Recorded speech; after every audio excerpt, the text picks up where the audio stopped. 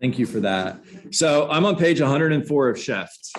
I don't have a copy of MREA in front of me today, but I'm going to start the call the same way I do every day. Make sure your playbook is always by your side, like mine isn't today, because we are on a path to become millionaire real estate agents. First to gross $1 million, then net $1 million, then receive $1 million, and then finally give away $1 million because we walk like, talk like, look like, and have the checkbook of a millionaire real estate agent. Now, that said, we're going to continue to focus on the contact, capture, connect, close to appointment, nurture conversation, and shift. And top of page 104, here's what Gary has to say. Your cultivation system. Change cultivation to follow-up. It's the same thing. Your follow-up system becomes your indirect path to an appointment. Direct or indirect, who cares? You're still working your way to an appointment. There are no such things as bad leads. Ooh, don't get mad at me. This isn't mine. This is from Gary, actually Jason Abrams. There's no such thing as a bad lead, just bad real estate agents who don't follow up. Write it down. And then don't be that person. Okay. It can be as simple as touching base regularly or as systematic as entering them in your database and implementing a touch program. So 36 Touch Smart Plan is a touch program. While you will always seek to meet with prospective sellers or buyers immediately, if you can't, but still believe they are motivated, you should stay in close contact until you can get an appointment. So I want you to cross out, don't tell Gary Keller I said this, I want you to take your pen and cross out if you think they are motivated, because who cares?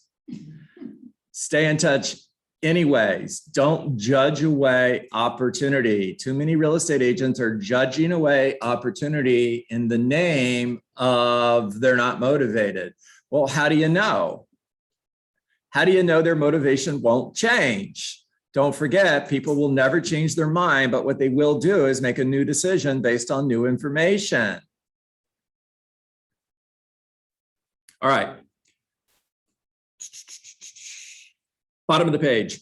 Most agents struggle with cultivation. Change the wording. Most agents struggle with follow-up. If they connect but can't immediately close for an appointment, they usually let the lead slip. Oh, so true.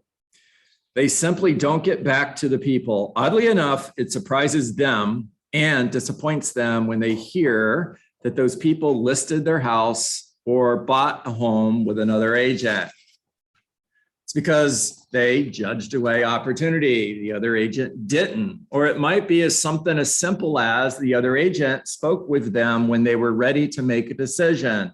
Remember the timeline that the average seller is going to follow.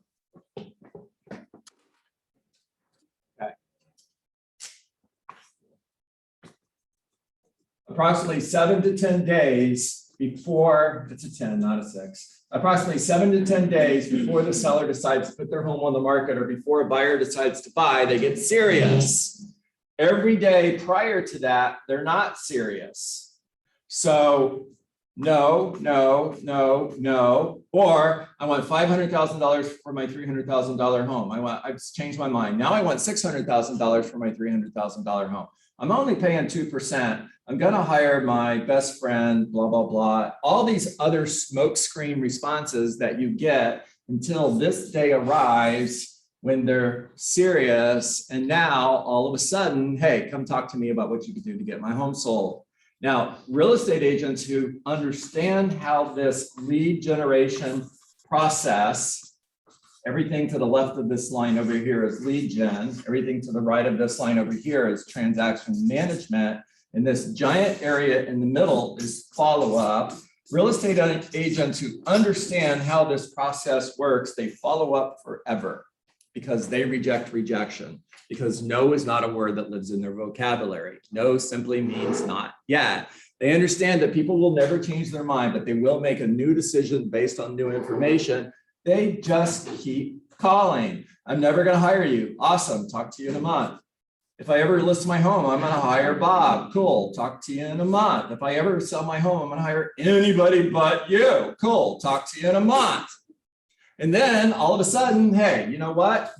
It's time to get the house on the market. Come tell me what you can do to get my home sold. I've told you before, my record in this space right here is 3 years and 89 calls before they said, come tell us what you could do to get our home sold. We listed it for $650,000 and it's sold in 30 days. Now, at any time, if I would have given up, I would have not got that listing. I would have not created emotional proximity. And emotional proximity simply means, good morning, Madeline. You're good. Emotional proximity simply means that I'm going to hire the person who's closest to me when it's time to buy.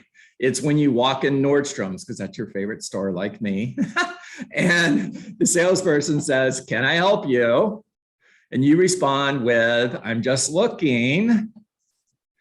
And that salesperson says, cool, Michael, no problem.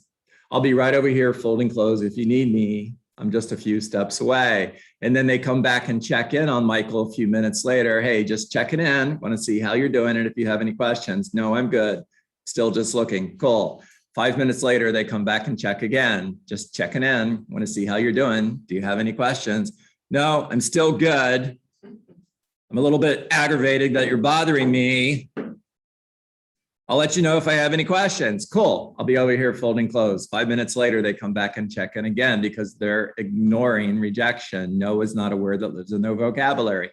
No simply means not yet. They know that Michael will not change his mind, but he will make a new decision based on new information. Now that salesperson comes back a few minutes later and Michael's holding that $4,000 Zinnia suit in his hand. And Michael, do you have any questions? Yeah, I really love this suit. Can you tell me a little bit more about it? And Michael just sold a $4,000 suit because he has emotional proximity. True story. Other than Michael buying a Zinnia suit at Nordstrom's. I don't know if that's true or not. I love Zinnia suits. Oh my gosh. Hey, so Zinnia tie, this is the extent of my budget when it comes to Zinnia. Funny story, when it was my birthday, Lacey asked me, what do you want? And I said, well, you know, Nordstrom's has these really cool Zinnia ties. I want a Zinnia tie, not thinking she would actually take me serious. So she goes to Nordstrom's and she's looking and the salesperson says, can I help you? Now, Lacey actually says, well, my dad wants a Zinnia tie for his birthday. She must have been 17, 18 years old. He walks her over and shows her the Zinnia tie. He holds it up. And she says, how much is it? And the guy says $350. Now, Lacey, 17 years old, loud enough so everybody in the store said, are you kidding me? $350 for a tie? That's a true story. By the way, I didn't get the tie from Lacey. She bought me a hat. If you go to Austin Burke in Miami, you can get a Zinnia suit at a relatively great price. Good to know. Thank you for that. Oh my gosh, it's the bomb. Yeah. All right. Where was I other than Zinnia suits and ties? Many times they never hear about it. The business just slides away to someone else. They seem to have no clue as to why their lead generation efforts aren't building a pipeline of business. They don't have a pipeline because they don't cultivate the leads that can't immediately be closed for an appointment. So they're looking for business right now. And that's a huge mistake versus just look for business. I don't care if you're selling your home 30 days from now, 6 months from now, or a year from now, because a year from now, I'm going to be selling homes. Bless you. One of my favorite responses at an open house when somebody comes in and says, I'm just looking, I'm not going to buy for another year. My response is always, awesome. I'll be selling homes a year from now. Please sign in. They're like, oh, okay. All right. Bottom of the page, Gary goes on to say, a simple cultivation approach allows you to stay in touch and be there when they decide. Be there when they decide. Here, let me get in the picture. Be there when they decide. My job is to be there when they get serious about buying or selling a home, period. Somebody asks you, hey, what do you do for a living? I talk to 20 people a day looking for opportunity and building relationships. There's your job description. By the way, what are they going to say when you say that? What? What is that? And that gives you an opportunity to say, well, I'm actually a real estate agent. Matter of fact, I like to keep my friends and family members updated on the market. That simply means I send them interesting information on the real estate market once a month, and I call every 3 or 4 months just to check in. Would it be okay if I added you to that group? Bam, you got a lead. This stuff is so much fun. Okay, you can't know or predict when they will come to a decision. You can't know or predict when they're going to come to a decision. You also can't believe what they tell you. And I'm not saying buyers are liars or any of that other BS that lives in the real estate world. Don't buy it. If they tell you, I'm going to wait 6 months and their home's on the market next week, and you're thinking to yourself, but they said they're going to wait 6 months.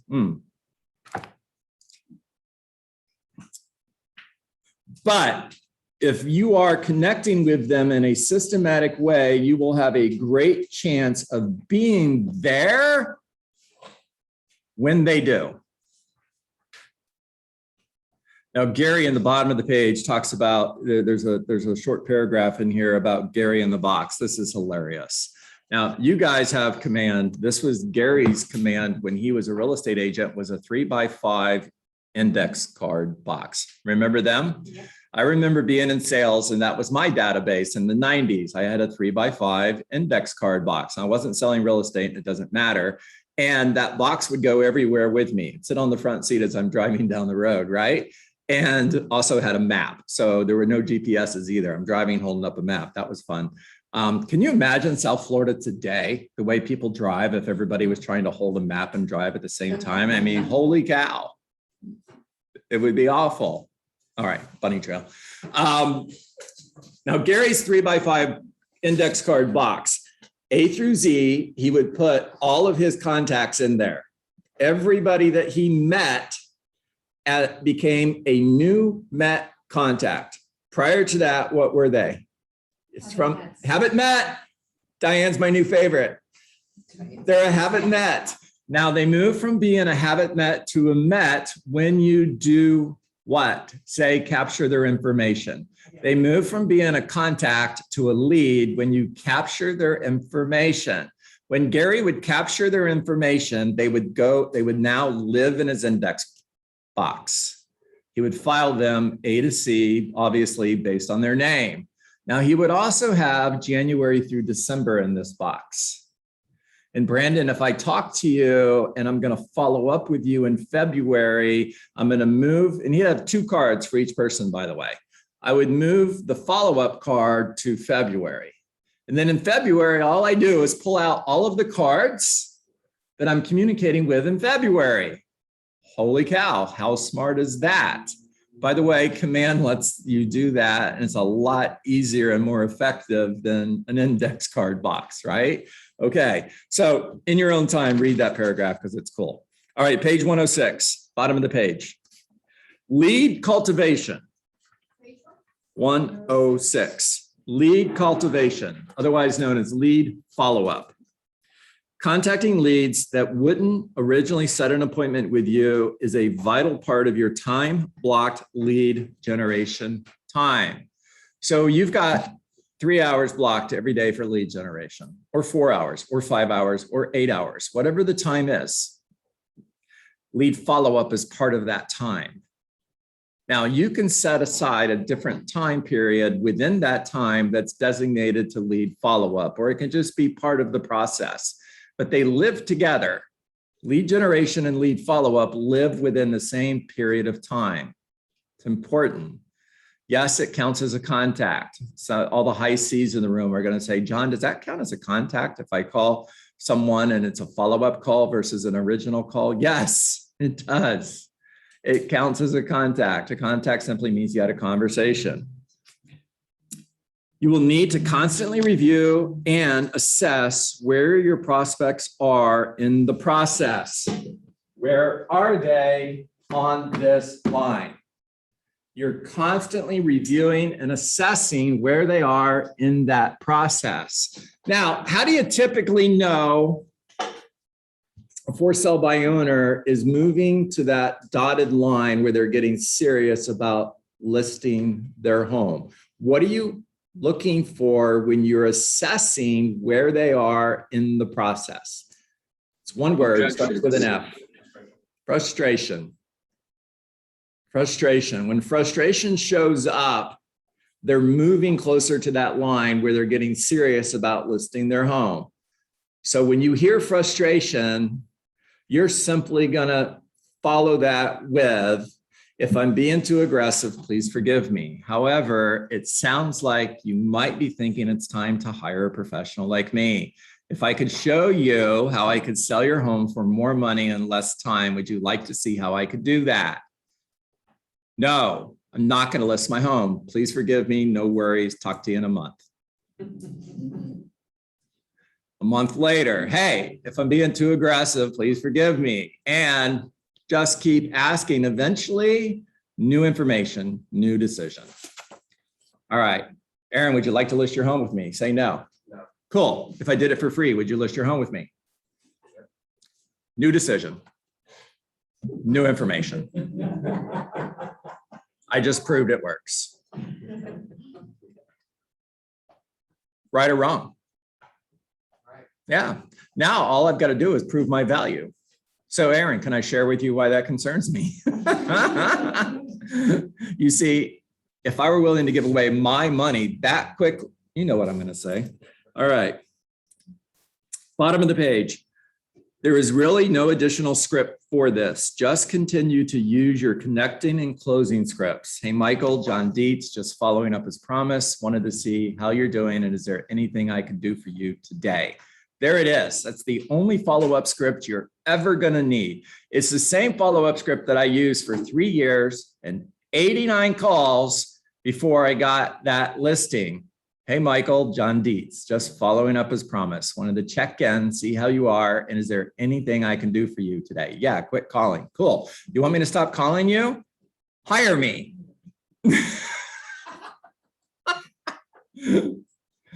All right. You simply want to keep moving the relationship along, be friendly and caring, offer more information or services they can respond to, and emphasize the benefits of getting together face to face. Cool. Take yourself off mute. Talk to me. What'd you hear? Ahas? What are you going to do differently? Questions. Talk. Put your little digital hand in the air and I'll call on you. Brian. And then Yagada. Oh, I love the hands going up. That's cool. Oh, there we have 3 of them. Rashad, you're number 3. All right, Brian, you're first. They can go. I spoke a lot yesterday. Oh, okay. No worries. Yagada, we're going to you. Oh, all right. What I heard is reject the rejection. Yes. Just keep going and don't listen to it. Don't listen to the no. And just follow up. Yeah. Again and again. Yeah. YouTube Bill Porter and watch the interview that 60 Minutes or 2020, I forget which one it is, did with Bill Porter. And be Bill Porter. That's all. Proud of you, Yagada. Good job. Rashad. Thank you. Yeah, so same thing like Yagada. It's the just purpose of, keep following up and doing our due diligence, showing value, and just it's something that we hear every single day, and it's just doing the daily tasks and getting them done. 100%. It is.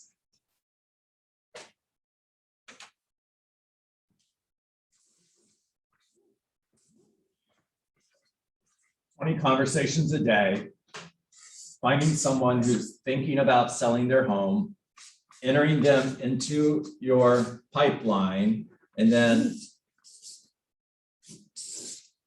Follow up, follow up, follow up, follow up, follow up, follow up until they make a new decision based on new information. By the way, some will, some want, some won't. Who cares? Next.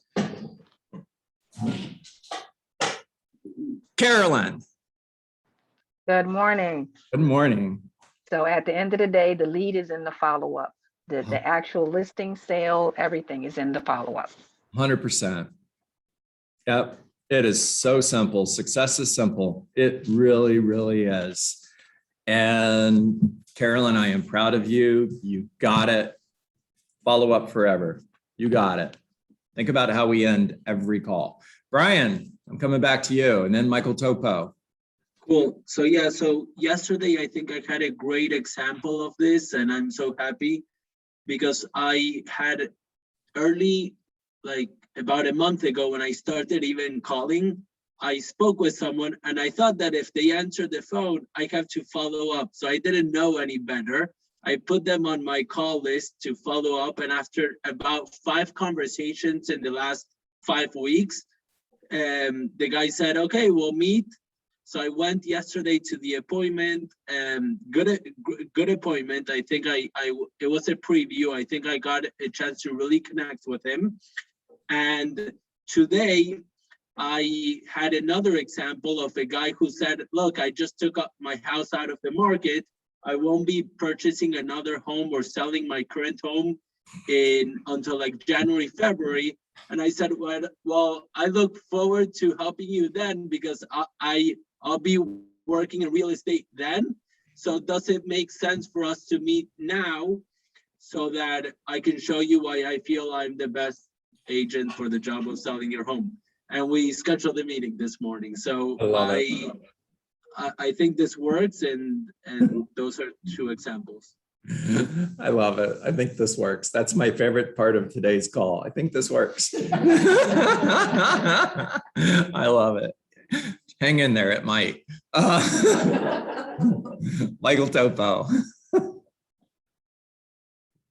We hear it time and time again, right? Like the success is in the follow-up. And that's how I got the appointment for this afternoon. He was quote unquote out of the country, called me back at the end of the month, followed up. He didn't pick up, left a voicemail. He called me back, set up the appointment. There you go. The other thing, if we're lead generating anyways, right? If we're in the activity of lead generating anyways, for me, this is always an aha. The follow-up is part of your lead gen. So just do it anyways. Yeah. Right? Yeah, Michael, I agree with you. I never understood the difference between the two. And evidently a lot of people have to put them in 2 different boxes. I get it. Right. No worries. That's probably all the high C's. Got to have them in a different Can I give a box. quick piece of insight, by the way, on follow-up? Yes, please do. If you spoke to somebody at 10 in the morning, schedule your follow-up call around the same time you spoke to them the first time, because they're probably going to be available around that same time. Something that I've learned over experience. Nice job, Michael. Nice job. Very good. By the way, Clarissa, I'm coming to you next. By the way, the seller who hired me after 3 years and 89 calls was someone who told me they were never going to hire me, right? If they ever did relist their home, they were going to hire the agent who they had it with before, right? And a year and a half, they never picked up the phone. For a year and a half, I got voicemail. So this follow-up, rejection includes if they don't answer the phone, keep following up. Send them a text message, leave a message. You want a message that'll cause them to call you back. Hey, if you want me to quit calling you, give me a call. Otherwise, I'll call you next month. Nobody's laughing. By the way, yes, I did do that. And yes, it worked. Hey, John, quit calling. Cool. Hire me and I'll quit calling. Clarissa. Michael actually said it. Success is in the follow-up forever. Yes. Yes. All right, guys. I hope you got value today. Brian, your hand is still up. Did you put it back up or is it? Yeah, one thing, John, this part, the 8.8 of the book, Yeah. right? Yeah. And do we start doing that after we meet with a potential seller? Or if we already met with a potential seller, then we continue the process and then maybe 33 touch or Yeah, not maybe. so, 33 an touch. 8x8 is in order to establish mind share so that when they think of real estate, they think of you. You want to be the Diet Coke of real estate. If you ask me, name a soda, my answer is Diet Coke. If you ask me to name another soda, my answer is Diet Coke. There's only one. Now, if I ask somebody that's in Jonathan's, and I'm using Jonathan as an example because he's sitting right in front of me. If I ask somebody who lives in Jonathan's database, hey, do you know a good real estate agent? I want their response to be, yeah, Jonathan, he's the bomb. Do you know any others? No, Jonathan's the only one. So an 8x8 is to become the Diet Coke of real estate, to establish yourself as number one position in mindshare. Now you follow an 8x8 up with a 36 touch in order to build a relationship. So after the meeting, we do the 8x8 or 36? 8x8 first, then the 36. Okay. Thank you. First 8x8, then 36. Rashad, is your hand still up or did you put it back up? I put it back up. Talk to me. My question. Yeah, Yes. I'm glad Brian asked that question because I had this concern and I've been asking around about it. In the smart plans, the 8x8 is a little different from the actual textbook. I was confused of which one to really go with because the 8x8 in the smart plan starts with a phone call. The 8x8 in the red book starts with a phone call week 4. Yeah. So I was confused at which one is the best one really to use. Yeah. So I don't know if it matters. And I don't know if that's the answer you're looking for. If you're going to follow one or the other, follow the one that's in command because that's the new version. Shift was written in 2007. MREA was written in 2002. The most updated version of an 8x8 is in command. That's the one we're using now. So if you're going to use one or the other, use the one that's in command. And I don't know if it matters as long as you're communicating with them 8 times over 8 weeks. That's what matters. And it could be a phone call, text message, email, personal note, or it could be 8 phone calls. Just communicate with them 8 times in 8 weeks. Yeah. We good? Yes.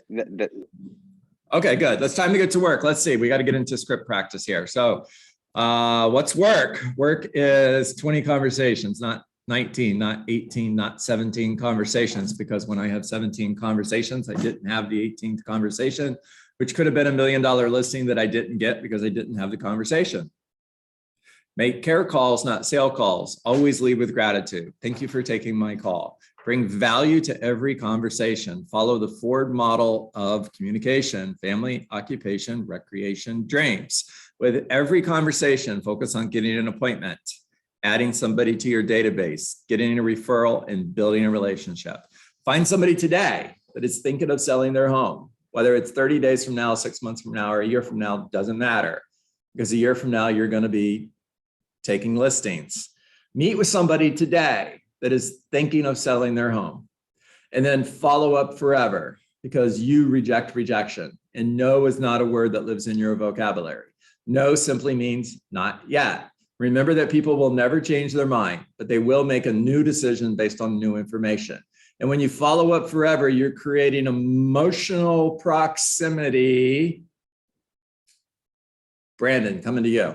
You're creating emotional proximity, which means I'm going to hire the person who is closest to me when I get serious about selling my home. So Brandon, when you follow up forever and that seller makes a new decision based on new information, that new decision is going to be to louder. Hire me. Hire me. Proud of you. All right, everybody. I'm going to stop record.